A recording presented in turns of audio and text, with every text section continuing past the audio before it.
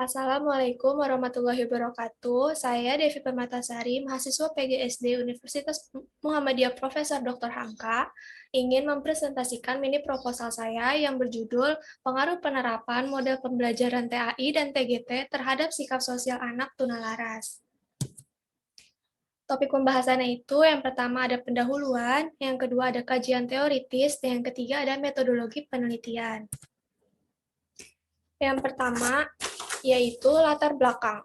Perbedaan karakteristik dan kebutuhan siswa menuntut pendidik kreatif dalam proses pembelajaran. Terlebih lagi, pendidikan reguler saat ini tidak menutup akses bagi anak berkebutuhan khusus. Salah satu anak berkebutuhan khusus yang banyak ditemui di sekolah dasar reguler adalah tunalaras. Tunalaras dapat dikatakan anak yang memiliki gangguan emosional dan perilaku.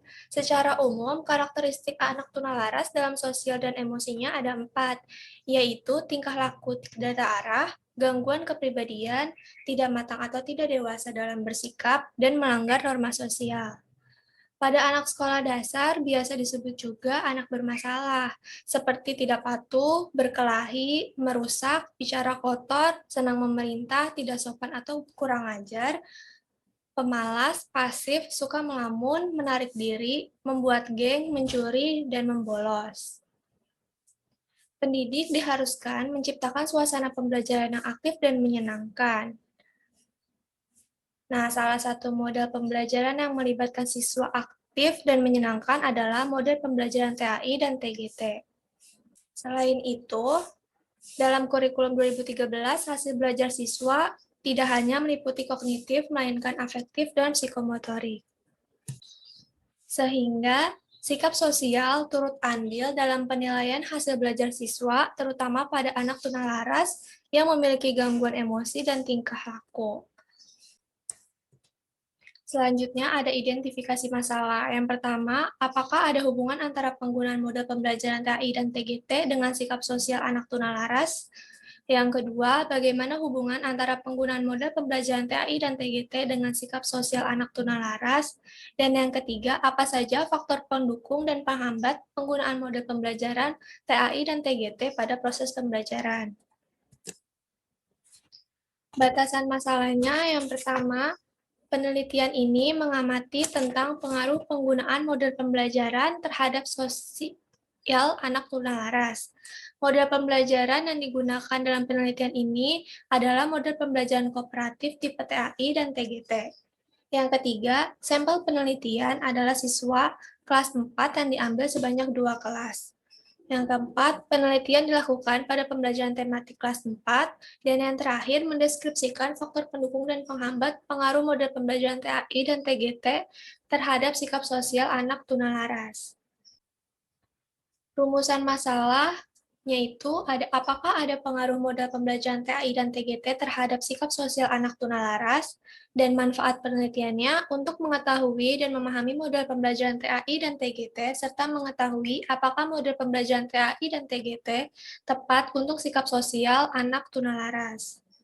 Selanjutnya ada deskripsi teoritis. Menurut Tarigan, model pembelajaran merupakan salah satu pendekatan dalam menghadapi perubahan perilaku peserta didik secara adaptif maupun generatif, di mana dalam proses pembelajarannya, guru membangun serta mengembangkan kreativitas berpikir siswa, meningkatkan pengetahuan baru, serta membuat siswa aktif. Sementara menurut Jamarah tahun 2006, metode pembelajaran adalah suatu cara yang digunakan untuk mencapai tujuan yang telah ditetapkan, di mana pada kegiatan belajar mengajar, metode diperlukan guru agar bervariasi untuk mencapai tujuan pembelajaran. Model pembelajaran terbagi menjadi beberapa macam, yaitu model pembelajaran langsung, berbasis masalah atau PMB, realistik matematika atau PMRI, kontekstual, indeks Kartmash atau pencari pasangan, dan kooperatif. TAI dan TGT merupakan tipe dari model pembelajaran kooperatif. Menurut Slavin, model pembelajaran kooperatif merupakan model pembelajaran lama yang dimana siswa melakukan kerjasama dalam kegiatan tertentu seperti diskusi atau pembelajaran bersama teman sebaya. Model pembelajaran kooperatif dapat diterapkan untuk memotivasi siswa berani mengemukakan pendapatnya, menghargai pendapat teman, dan saling memberikan pendapat. Tujuan Tujuan pembelajaran kooperatif tidak hanya hasil belajar akademik, melainkan penerimaan terhadap perbedaan individu dan mengembangkan keterampilan sosial. Selanjutnya, ada deskripsi teoritis mengenai TAI dan TGT. Robert S. Lavin mengembangkan model pembelajaran kooperatif TAI atau Team Assisted Individualization, di mana model pembelajaran ini merupakan kombinasi dari pembelajaran kooperatif dan pengajaran individu yang menitik beratkan proses belajar dalam tim atau kelompok untuk saling membantu, bekerja sama dalam memecahkan masalah. Model kooperatif tipe TAI ini dirancang untuk mengatasi kesulitan belajar siswa dengan menerapkan pola belajar bersama teman sebaya, di mana siswa yang memiliki hasil belajar lebih tinggi bertanggung jawab pada siswa yang memiliki hasil belajar rendah pada sebuah kelompok. Pada tipe TAI, pendidik memberikan pretest untuk melihat nilai harian siswa dan untuk melihat atau mengetahui kelemahan siswa.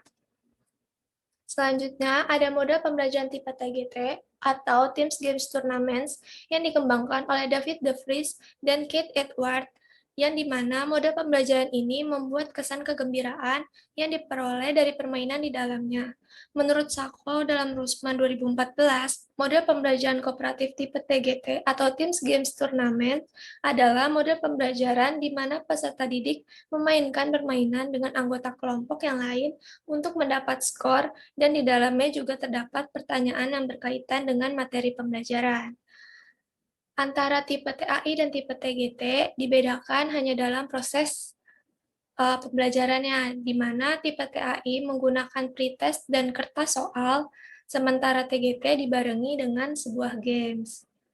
Selanjutnya, ada sikap sosial. Sikap sosial adalah kesadaran individu yang menentukan perbuatan yang nyata dan berulang-ulang terhadap objek sosial, di mana sikap sosial tersebut dinyatakan tidak oleh satu orang, namun dinyatakan berulang-ulang oleh orang-orang di sekitarnya, menurut Tiari dan Sari tahun 2019. Sementara Sudarsono mendefinisikan sikap sosial sebagai perbuatan atau sikap yang tegas dari seseorang atau kelompok dalam keluarga maupun masyarakat. Sehingga dapat disimpulkan, sikap sosial adalah kesadaran individu yang menentukan perilaku tertentu terhadap orang lain dalam kehidupan bermasyarakat. Gerungan mengklasifikasikan sikap menjadi dua, yaitu sikap individu dan sikap sosial. Sikap sosial seseorang dipengaruhi oleh sikap individu seseorang tersebut, karena sikap individu adalah sikap yang dimiliki dan dinyatakan oleh seseorang, sehingga dapat membentuk sikap sosial. Bagaimana dalam Permendikbud nomor 24 tahun 2006 tentang K13 yang membagi kompetensi sikap menjadi dua, yaitu sikap spiritual dan sikap sosial.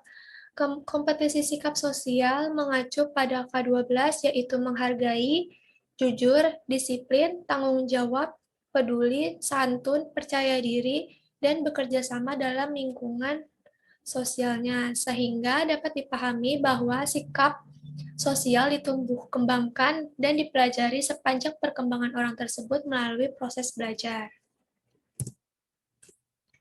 Selanjutnya ada deskripsi teoritis mengenai anak tunalaras.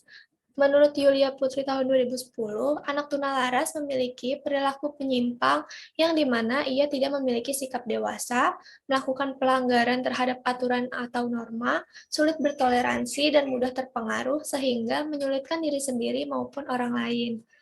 Sementara Suji Hati Sumantri tahun 2007 menyatakan bahwa anak tunalaras merupakan anak yang kurang dapat menyesuaikan diri dengan baik pada lingkungannya, baik keluarga, sekolah, bahkan masyarakat, karena adanya hambatan emosi dan kelainan tingkah laku, sehingga mereka merugikan dirinya sendiri dan orang lain. Penyebab anak tunalaras diantaranya kondisi fisik, masalah perkembangan, lingkungan keluarga, lingkungan sekolah, dan lingkungan masyarakat. Berdasarkan gejala, Rusi Ibrahim tahun 2005 membagi menjadi dua bagian, yaitu socially malaged children dan emotionally disturbed children. Socially malaged children merupakan anak yang aspek sosialnya terganggu sehingga tidak dapat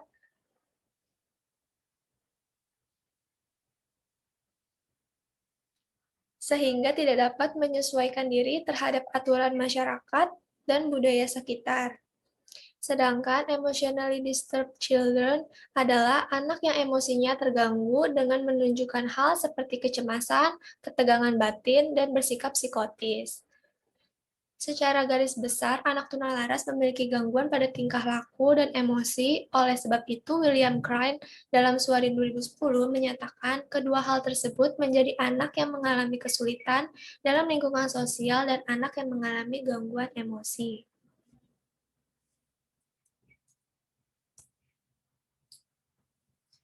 Penelitian relevan ada dua, yaitu penelitian dari Herlina Permatasari tahun 2012 yang berjudul Penerapan Moda Pembelajaran Kooperatif Tipe TAI untuk meningkatkan hasil belajar akuntansi siswa kelas 11 AK1 SMK Abdi Negara Muntilan, dan penelitian dari Budi Asih tahun 2018 yang berjudul Penerapan Moda Pembelajaran Kooperatif Tipe TGT melalui teknik bermain guna meningkatkan minat dan hasil belajar fisika peserta didik kelas 10 SMA 1 Pundong. Nah, untuk rangka berpikir, proses pembelajaran tidak terlepas dengan sebuah mode pembelajaran. Mode pembelajaran merupakan pedoman dalam merencanakan pembelajaran di kelas yang mengacu pada tujuan pembelajaran, tahap dalam pembelajaran, lingkungan pembelajaran, dan pengelolaan kelas. Oleh sebab itu, pemilihan mode pembelajaran yang tepat penting dalam pembelajaran. Karena dengan mode pembelajaran yang sesuai, guru mampu mencapai tujuan pembelajaran dan mengelola kelas dengan tepat. Hasil belajar dan mode pembelajaran merupakan dua hal yang dampaknya dirasakan oleh siswa, di mana dengan adanya mode pembelajaran yang tepat akan mendapatkan hasil belajar yang baik, dan dengan adanya mode pembelajaran yang tepat, siswa memahami pembelajaran dengan baik. Terlebih lagi bagi anak berkebutuhan khusus tunalaras yang memang memiliki penanganan khusus dan sesuai dengan apa yang dibutuhkan.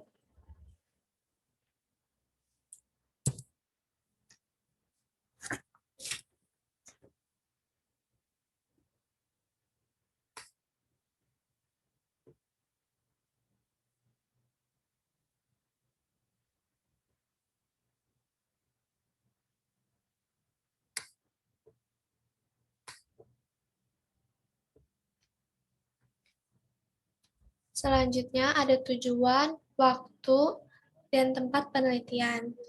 Tujuan penelitian ini untuk mengetahui pengaruh dari penggunaan modal pembelajaran TAI dan TGT bagi anak tunalaras, serta mengetahui perkembangan sosial dan emosi anak tunalaras setelah menerapkan mode pembelajaran TAI dan TGT. Untuk waktu dan tempat, penelitian ini dilakukan pada siswa kelas 4 di Sekolah Dasar Negeri Kalibaru 6 Cilodong dengan waktu pelaksanaan penelitian yang dilakukan pada semester genap yaitu bulan Maret hingga Agustus tahun 2021. Selanjutnya ada metode penelitian, populasi, sampel, dan sampling. Metode penelitian yang diambil adalah metode penelitian kuantitatif, di mana metode deskriptif dengan pendekatan kuantitatif penelitian dilakukan untuk mendeskriptifkan peristiwa secara faktual dan akurat dalam bentuk angka-angka yang bermakna. Untuk populasi sendiri, populasi penelitian ini adalah seluruh peserta didik kelas 1 hingga kelas 6 SDN Kalibaru 6. Untuk sampel penelitian ini adalah peserta didik kelas 4 SDN Kalibaru 6 yang memiliki karakteristik anak tunalaras. Dengan teknik pengambilan sampel yang diambil adalah non-random sampel dengan kriteria inklusi. Untuk ukuran sampel menggunakan rumus Lovin, di mana N dengan ukuran sampel dan N besar populasi, serta E kuadrat adalah persensi kesalahan pengambilan sampel. Instrumen yang akan saya gunakan adalah observasi dan angket, dengan pengujian validitas dan pengujian reliabilitas, di mana pengujian validitas melalui expert judgment, yaitu dengan mengkonsultasikan instrumen kepada ahli, masukan berupa saran dari validator mengenai instrumen yang telah dibuat. Sementara pengujian reliabilitas menggunakan rumus Alpha-Cronbach, di mana koefisien reliabilitas instrumen dengan banyak butir soal dalam instrumen, kemudian ada jumlah varian nilai dan varian total, hingga sampai akhirnya ke kuadrat total dan jumlah respondennya keseluruhan.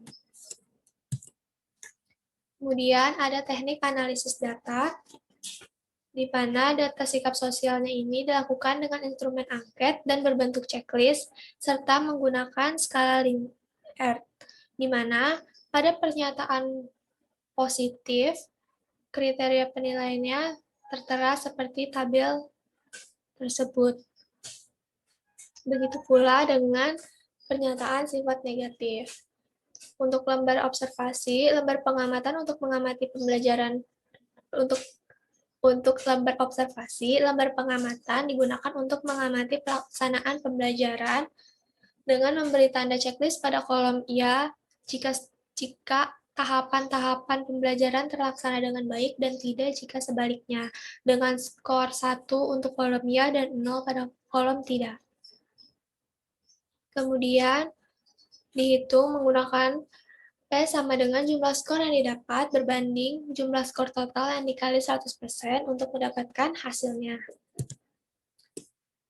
Hipotesis statistika. Pada hipotesis H0 dimasukkan sebagai variabel independen, yaitu metode pembelajaran TAI dan TGT. Sedangkan H1 dimaksudkan sebagai variabel dependen, yakni sikap sosial dengan hubungan asosiatif sesuai rumus, di mana H0 berbanding H1 sama dengan 0 yang memiliki arti variabel independen tidak berpengaruh terhadap variabel dependen, yang artinya model pembelajaran TAI dan TGT tidak berpengaruh terhadap sikap sosial anak tunalaras. Dan H0 berbanding H1 lebih besar dari 0, artinya variabel independen berpengaruh positif terhadap variabel dependen, di mana model pembelajaran TAI dan TGT berpengaruh positif terhadap sikap sosial anak tunalaras. Sekian presentasi mini proposal yang saya sampaikan. Kurang lebihnya mohon maaf. Wassalamualaikum warahmatullahi wabarakatuh.